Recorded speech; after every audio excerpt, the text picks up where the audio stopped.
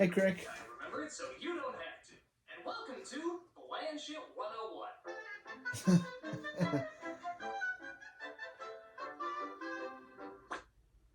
That's disgusting. You ever have one of those pesky ideas that seems unique, original, and charmingly inventive?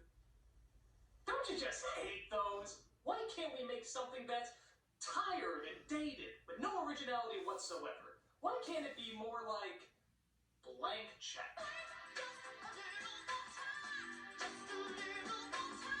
For you see, blank check is the height of cinematic blandness, taking a relatively clever and new idea and sucking all the creativity out of it so that it becomes a forgettable piece of nothing, leaving no impression at all. How could any film accomplish such an incredible feat? Well, let's watch this pathetic piece of ass droppings to find out.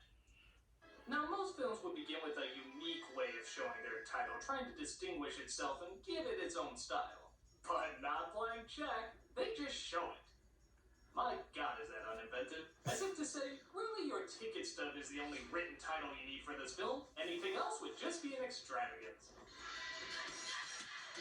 We see a criminal named Quigley escape from prison and get a briefcase of money that he hid while he was put away.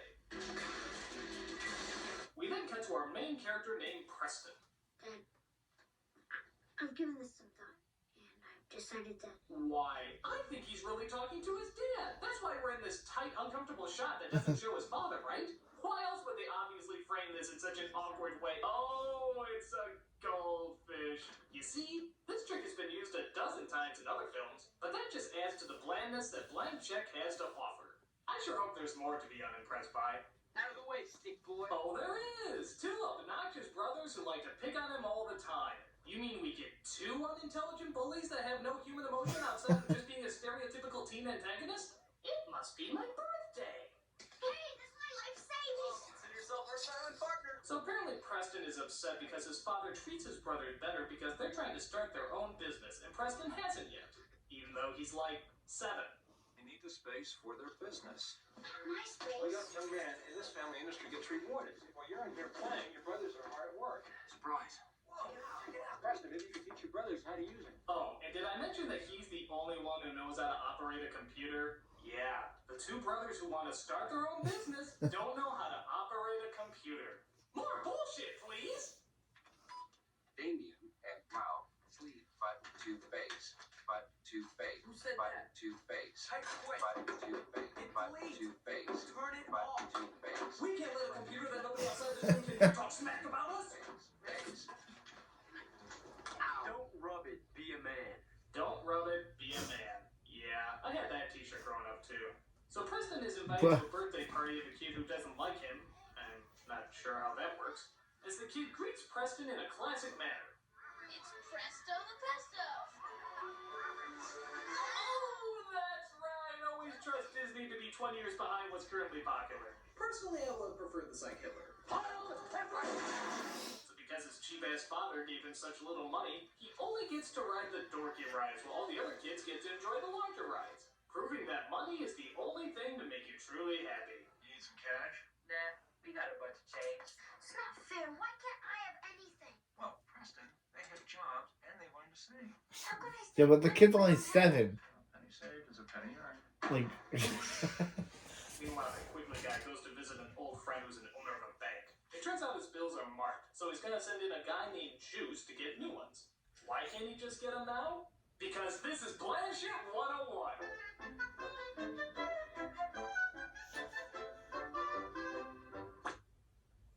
I love that title screen. So Preston goes to the bank to see if he can deposit just $11 when we're introduced to the hot chick of the movie. Oh my God!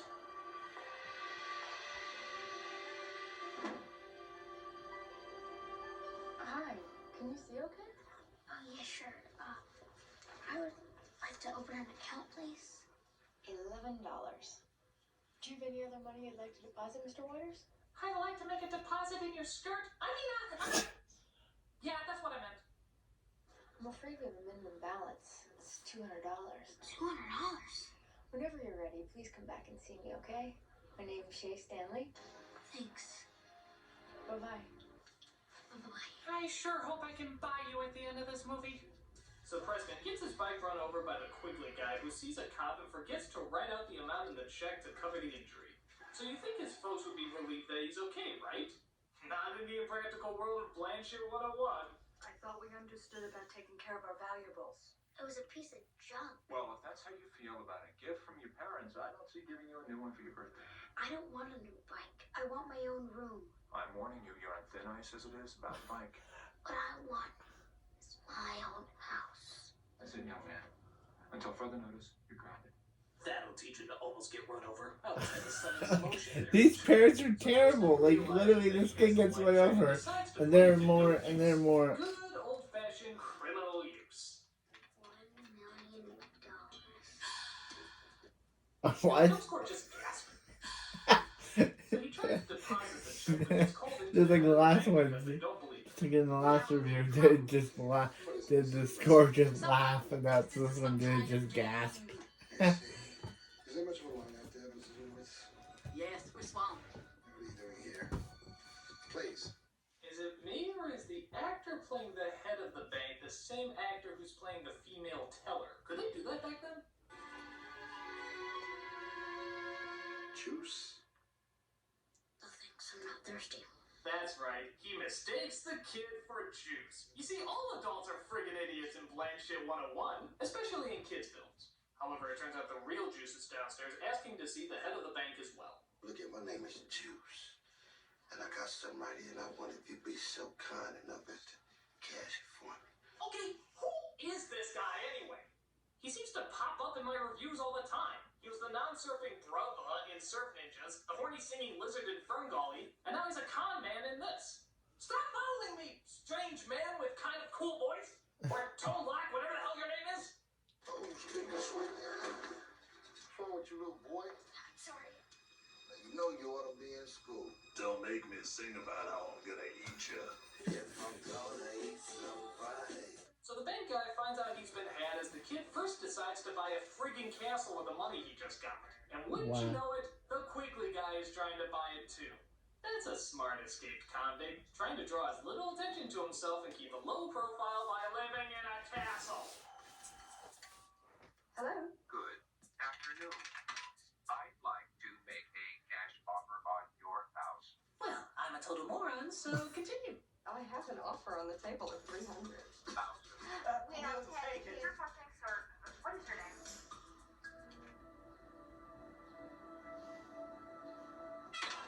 My name is Macintosh. Well, congratulations, Mr. McIntosh. I think you mean Mr. Product Plug.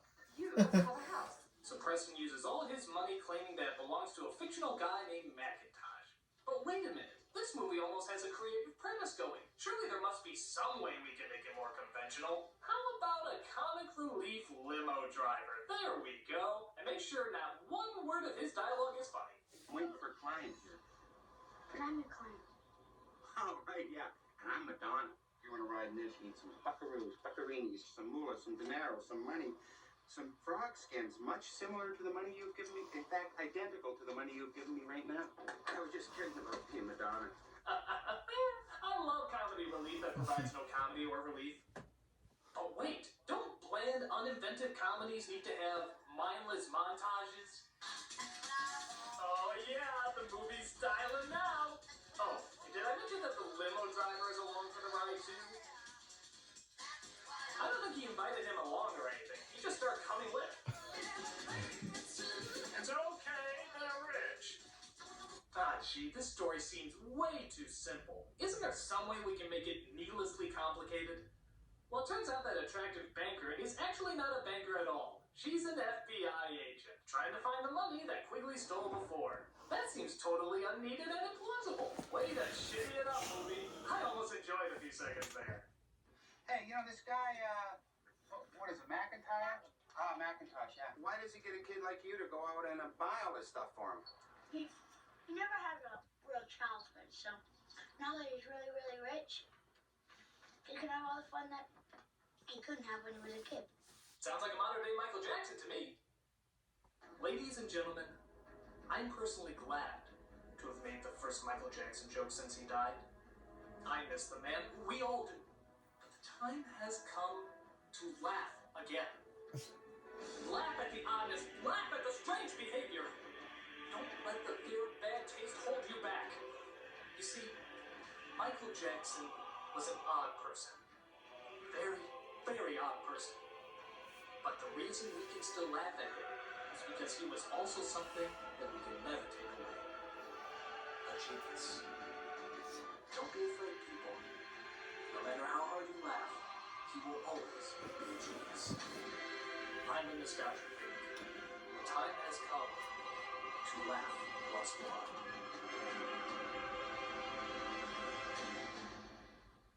Anyway, Preston comes across Shay, the FBI agent, who doesn't question at all that a kid is riding in a limo and suddenly has money now. So, I'm thinking about coming into the bank tomorrow and opening my account. Wow, you got the $200 already? Just about. All right, well, see you tomorrow. Bye. Bye. J. Edgar Hoover, GM. So he orders a bunch of product placements as a ton of adjustments are made to the castle and his douche dad is none the wiser. Yeah, who is Macintosh? I want one. Stay. Yeah, but who is he? I never met him. You haven't met him? No, I haven't met him. He's heard about you. Really? Ah! A couple seconds of development and explanation. Are there any crappy montages we can cut to? Here we go. That's right. Bring on the needless panic. Continue to film scenes that are only made for the trailer. You know, I'm starting to wonder if you can really get this much for $1 million. I mean, I know it's a lot, but I don't even think Donald Trump could have a house like this. So she starts to think there's something suspicious about Mr. McIntosh. No, you think? So Preston convinces her to go on the date where he assures her that Mr. McIntosh will appear. Henry, the limo driver, gives him some pointers. Uh-oh, I smell hilarious quirkiness coming up. I'm gonna tell you about the real deal on dating, which I know, okay? First of all, women love a great body. They love, look at this body. Whoa. See, of course, you got a bod now that's of a Greek god, really. Think about it. I mean, women like to have a good bod because they want to feel they're protected. You might have to fight some guy, but not with those arms. You don't want to hit a guy with those arms because those pythons would take a guy's head off. That all-you-can-eat salad bar, women love that. Take some with you. Line your pockets with plastic bags. Put the food in there because it doesn't say all you can eat here. Does it say here on the side? I don't think so. I apologize. There was clearly nothing funny in there. I quite frankly don't know what that scene was about. So Preston lets his family know that he's going out to help Macintosh again, even though he's grounded. Macintosh may have a pile of money, but he doesn't decide when my son is or isn't grounded. Grounded. So much for plan 442. What do you know about Plan 442? I didn't want to say it, but I told Mr. McIntosh about your plan 442, and he was very, very interested. Yep, I promised him I'd bring a copy of it tonight and show it to him. Let me get you a fresh copy of the prospectus. No, I'll get a copy of it, sweetheart. It's good to know that this movie is teaching young kids that love can be bought. Yeah, she go over and meet. No! To ruin everything. He has a date tonight, and he's very nervous about it. Might be up pretty late. This woman. Lucky dog. And they are officially more dysfunctional than the Manson family. He dresses up in a suit that even the Fresh Prince of Bel-Air would find a bit much as our 7-year-old hero tries to wine and dine a 20-something-year-old FBI agent. Mr. McIntosh is very interested in you. He is? He's never met anybody like you before. He's never met me before, period. Technically, no, but he's been thinking a lot about you lately. Kid, you haven't hit puberty yet. Girls are just cootie-filled gross magnets at that point. Oh, and the world's greatest FBI agent still doesn't catch on that there's something weird about the fact that she's dating a kid right now. Perhaps we could analyze this and understand why neither of their motivations match their characters. But not in Bland Shit 101. It's been over 2 minutes. How about some lame jokes? Is he an entrepreneur? No, he's American. Good, good. And since there's clearly no interest in developing our characters, let's end with a pratfall. Oh, blank check. Your quest for cinematic forgetfulness is beyond compare. So, still benign to the whole dating a kid thing, Preston takes her to a spot that he knows she'll enjoy. 3, 2, 1.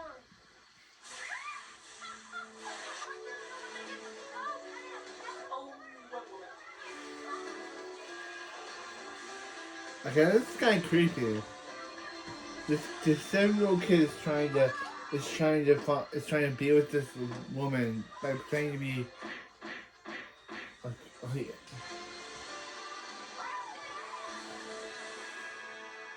So even though he's gotten wet what is probably a very expensive outfit, she just seems to laugh and giggle throughout the whole thing. Okay, I'm not a woman, but if I was, I would deck the little bastard. But you may not have to, as the criminals spot Preston and try to nab it. Alright, Blanchett 101, get ready for wah-wah music and shrug in 3, 2, 1.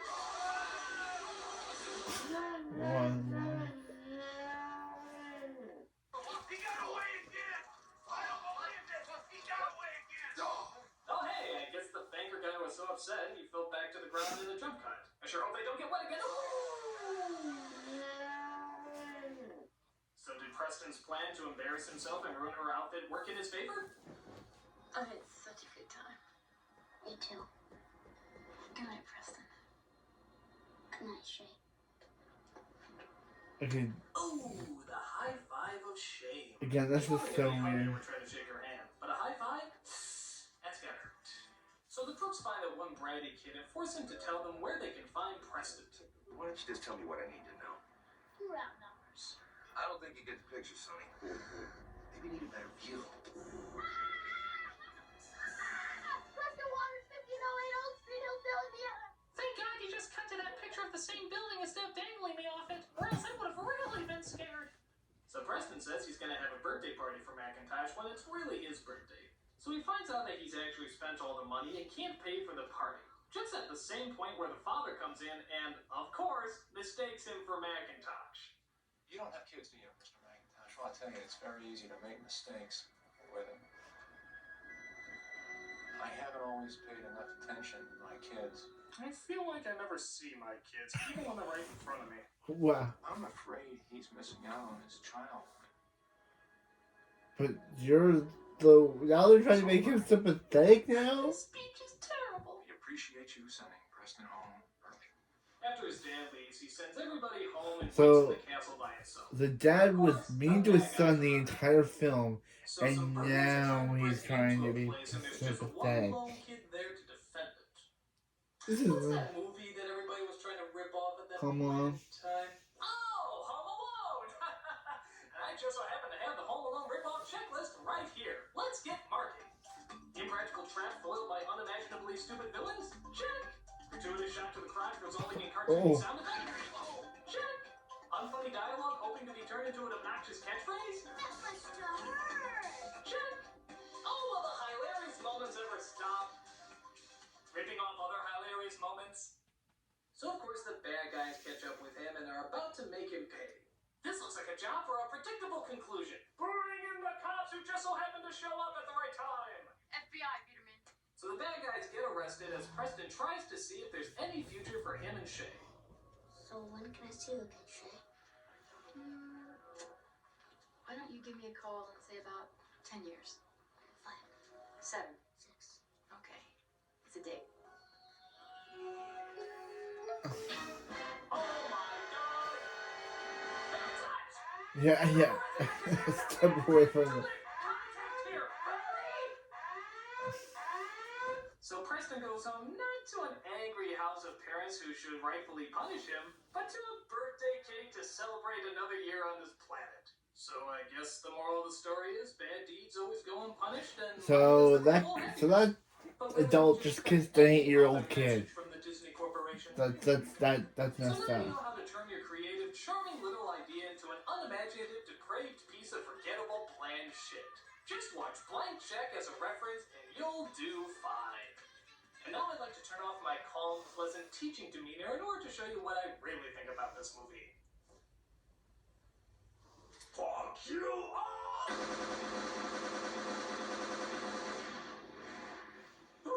I feel much better. I'm the nostalgia critic, I remembered, so you don't have